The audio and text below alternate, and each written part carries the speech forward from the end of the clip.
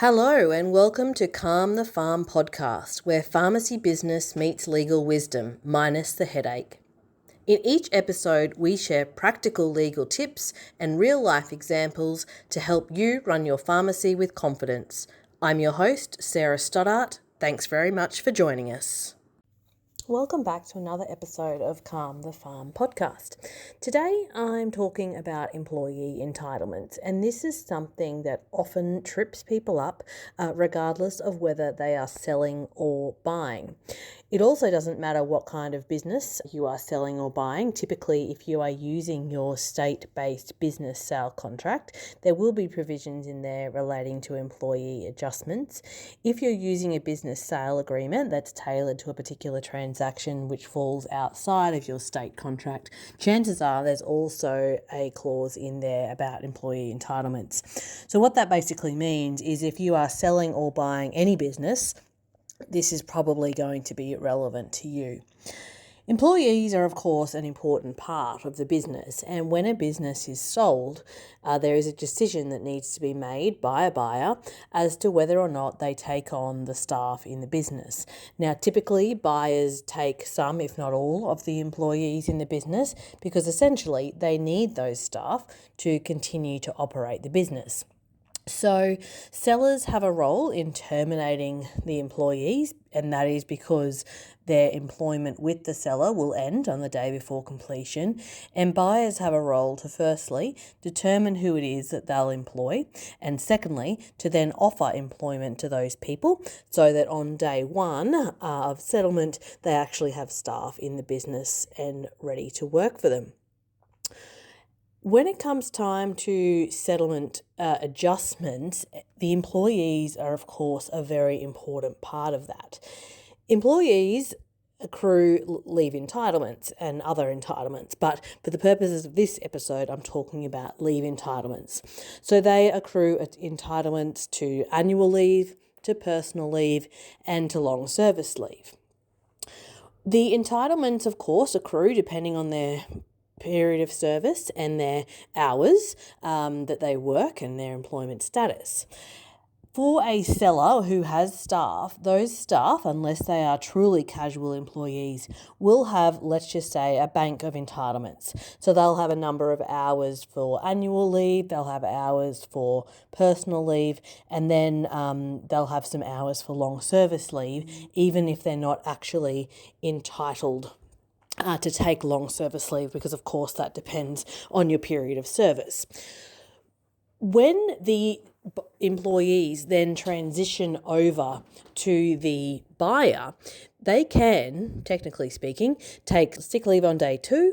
They could apply to go on annual leave a week later, and they need to be paid for that, for personal leave and annual leave.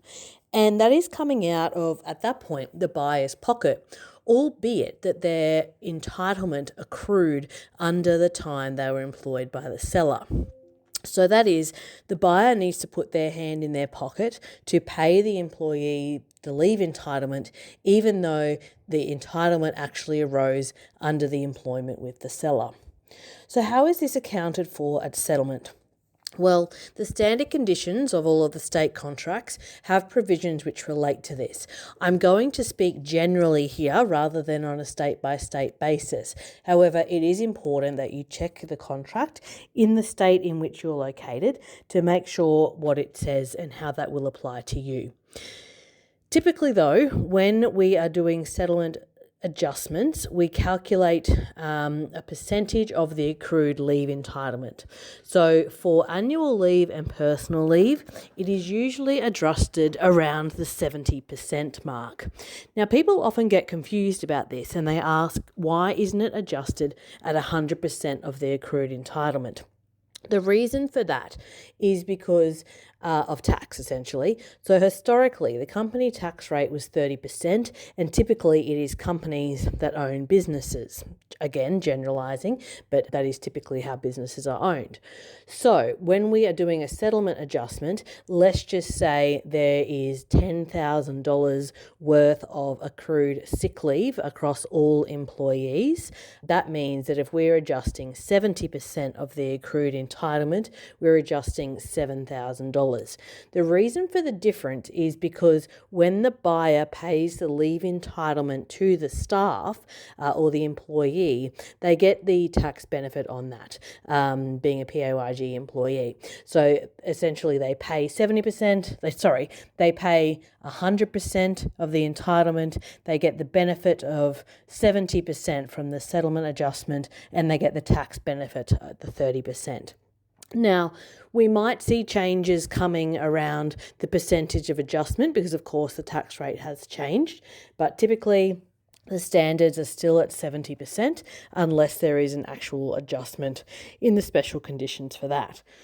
If we use those numbers and personal leave or sick leave, whichever one you like to call it, is $10,000 and we're adjusting for $7,000, being 70%, it actually comes off the purchase price. So it is what we call a less adjustment, in that it is less. So you have a purchase price less the employee entitlements and other adjustments.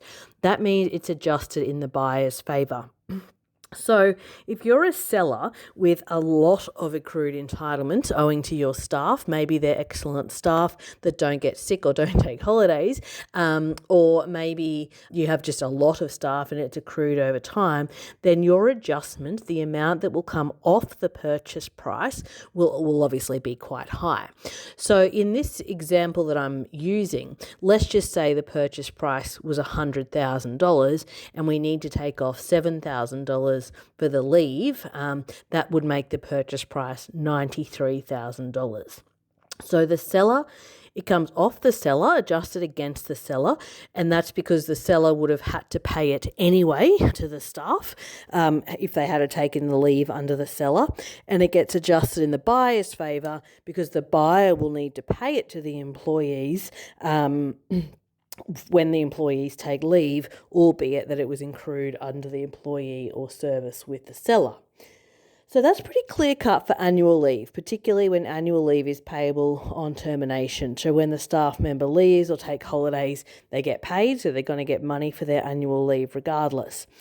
When it comes to personal leave, and I appreciate I've used that for the example, but when it comes to personal leave, that is something that is often negotiated because personal leave is only paid to a staff member when they actually take that leave. If they leave the employment that they have with the employer, they don't get paid out personal leave or sick leave. Therefore, when negotiating, particularly for a seller, we do try to reduce the personal leave adjustment from 70% downwards, and that is because if the staff have a lot of accrued personal leave, it indicates they don't take sick leave, and therefore if they're not going to take sick leave and it doesn't get paid out on termination, it can be viewed as giving the buyer essentially a windfall gain. So what we do is we try to reduce it. Now, a fair compromise is 50% of what would have applied. So if the adjustment in the standard conditions is 70%, adjusting at 35%. Now, sometimes we get that and sometimes we don't. If we don't, we might go up to 50% of the accrued entitlements. However, if you're acting for a seller, you are a seller and you're not adjusting for personal leave, you really do need to think about that. Personal leave should be adjusted if you're a seller. Otherwise, as I say, you're giving essentially a windfall gain to your buyer, particularly if your staff have a history of not taking leave. Now, the other one is long service leave. Long service leave obviously isn't paid out until people have had a period of service. However, with contracts, typically we adjust personal leave for those staff who have been there for 5 years or longer.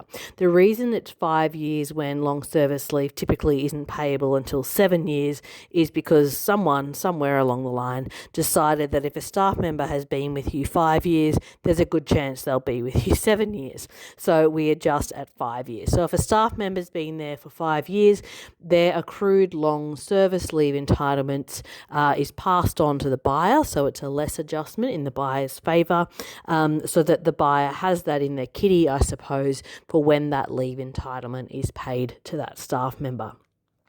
So that's very mathematical, and of course, maths is not my forte, but hopefully that gives you some insight as to how employees are dealt with and why the adjustments are not at 100%.